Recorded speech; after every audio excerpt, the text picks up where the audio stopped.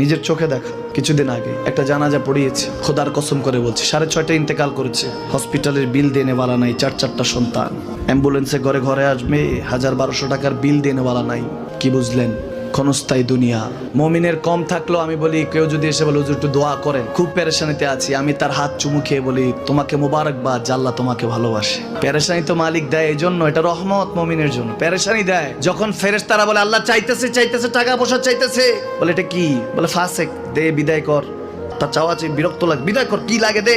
মুমিন যখন চাইতে থাকে আল্লাহ আমাকে কিছু লাগবে, যখন একটু করে চায় আমার মাটাকে সুস্থ করে দাও, বাবাটাকে আল্লাহ আমার স্ত্রীকে, আমার আমাকে একটু তৌফিক দাও, চাইতে থাকে মুমিন। আল্লাহ বলে যখন ফেরেশতারা দেখে মুমিন চাচ্ছে, দেরি করতে পারে না, তাড়াতাড়ি খাজানা নিয়ে দিতে নেবে, আল্লাহ বলে রাখোস না, এত তাড়াহুড়া কিসে? তার চাওয়ার মধ্যে তো প্রেম আছে, একটু চাইতে দেস না। থাকুক না মুমিন আর একটু পেরেশান, থাকুক না, থাকতে দেস না।